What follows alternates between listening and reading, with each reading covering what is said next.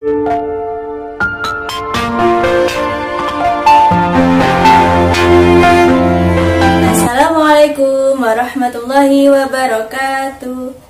Selamat pagi semuanya. Apa kabarnya hari ini? Alhamdulillah, luar biasa. Allahu Akbar. Ketemu lagi ya sama Ustazah Ilma di pelajaran PAI. Nah, sekarang kita sudah masuk di tema 6. Coba masih ingat nggak di tema 6 ini kita belajar tentang apa? Iya, pintar tentang kisahnya Nabi Yusuf alaihissalam. Nah, kemarin kita sudah baca ya kisahnya Nabi Yusuf. Sudah lihat videonya juga. Nah, nanti Ustazah mau ngajak kalian untuk menceritakan ulang tentang kisahnya Nabi Yusuf. Tapi sebelum kita mulai belajar, kita awali dulu dengan berdoa. Sikap berdoa. Tangan diangkat, kepala ditundukkan. Berdoa dimulai.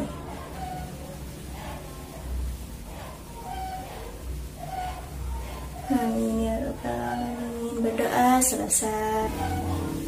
Nah, seperti yang Ustazah Ilma sampaikan tadi, hari ini kita akan belajar menceritakan kembali tentang kisahnya Nabi Yusuf. Tapi tenang, bukan menceritakan dari awal hingga akhir, tapi kita menulis kembali menggunakan peta konsep. Nah, seperti apa itu peta konsep? Nanti di akhir Ustazah Ilma kasih contohnya ya. Nah, Nah, sebelumnya Ustazah pengen review dikit. Coba masih ingat belum siapa nama ayahnya Nabi Yusuf? Iya benar, nama ayahnya Nabi Yusuf yaitu Nabi Yakub alaihissalam. Nah, Nabi Yusuf ini punya 11 saudara ya, dan seorang adik. Siapa yang tahu nama adiknya Nabi Yusuf? Oke, pinter, Bunyamin. Nah, itu aja dulu reviewnya. Kita kembali ke peta konsep tadi ya. Jadi, di sini kita akan berfokus pada 3 hal. Yang pertama, keluarganya Nabi Yusuf. Yang kedua, mimpi yang dialami Nabi Yusuf. Sama yang ketiga, cobaan yang dialami oleh Nabi Yusuf. Nah, dari yang pertama ya, keluarganya dulu. Jadi silahkan ditulis sama ayahnya Nabi Yusuf, berapa saudara yang dimiliki Nabi Yusuf, dan siapa nama adiknya. Tadi di awal sudah loh ya. Kalau udah lupa Usna, silahkan didengerin lagi di menit tadi. Nah, lanjut yang kedua, ini mimpi yang dialami oleh Nabi Yusuf. Masih ingat di mimpi tersebut Nabi Yusuf melihat apa aja? Pintar, melihat 11 bintang, bulan, dan matahari bersujud kepada Nabi Yusuf. Tapi yang perlu diingat, ini bersujud itu beda ya maknanya dengan apa yang biasa kita lakukan ketika sholat. Jadi bulan, matahari, bintang itu kan ada di langit. Nah, mereka itu seolah-olah turun menghormati kepada Nabi Yusuf. Jadi bukan bersujud seperti yang kita lakukan ya, beda. Nah, kemudian kita lanjut ke yang ketiga ya. Nah, yang ketiga ini cobaan yang dialami Nabi Yusuf. Tahu cobaan kan ya? Seperti ujian kita, bagaimana kita menghadapinya. Nah, yang pertama ini berkaitan dengan mimpi yang dialami Nabi Yusuf. Jadi Ustazah yakin semuanya masih ingat ketika Nabi Yusuf menceritakan mimpinya, ayahnya Nabi Yakub berpesan bahwa Nabi Yusuf tidak boleh menceritakan mimpi tersebut kepada saudara-saudaranya. Khawatirnya nanti saudara-saudaranya iri hati kepada Nabi Yusuf. Tapi ternyata saudara-saudaranya tahu ya. Nah, apa yang kemudian dilakukan oleh saudara-saudara Nabi Yusuf?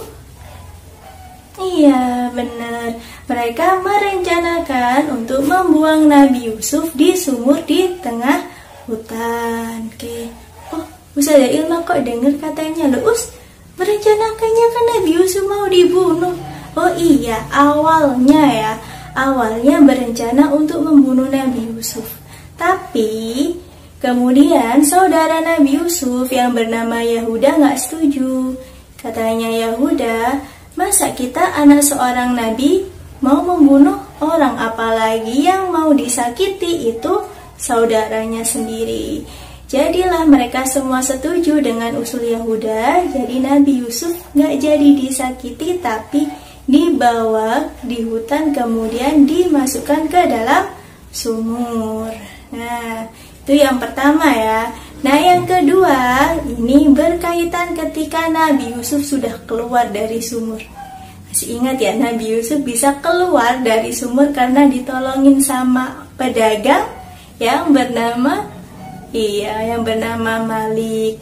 Tapi ditolonginya Nabi Yusuf dibawa ke Mesir, terus dijual. Ia dijual sebagai budak, dibeli oleh Kitfirul Aziz. Jadilah kemudian Nabi Yusuf tinggal sama Kitfirul Aziz dan istrinya yang bernama Siti Zulaiha.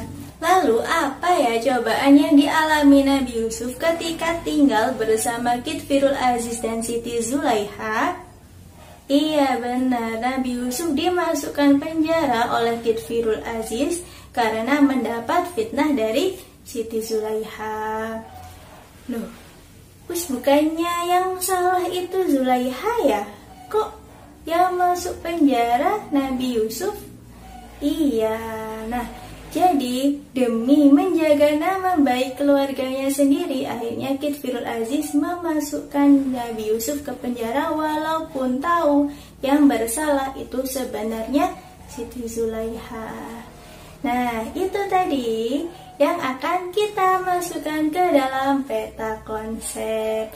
Jadi sudah dapat gambaran ya dari peta konsep ini nanti mana yang akan ditulis. Oke, silahkan diamati dulu.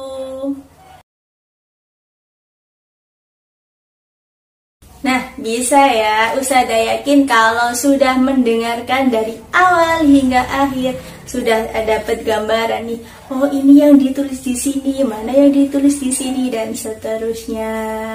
Oke, nah jangan lupa juga ya, tulis materi yang Ustazah Ilma share di Google Classroom. Jadi silahkan buat peta konsepnya dulu, kemudian ditulis catatannya. Ustazah mau nulis dulu? Iya boleh. Oke, jadi selamat belajar. Semoga apa yang kita pelajari hari ini bermanfaat bagi diri kita semua. Jangan lupa selalu jaga kesehatan. Sampai ketemu lagi di tema depan.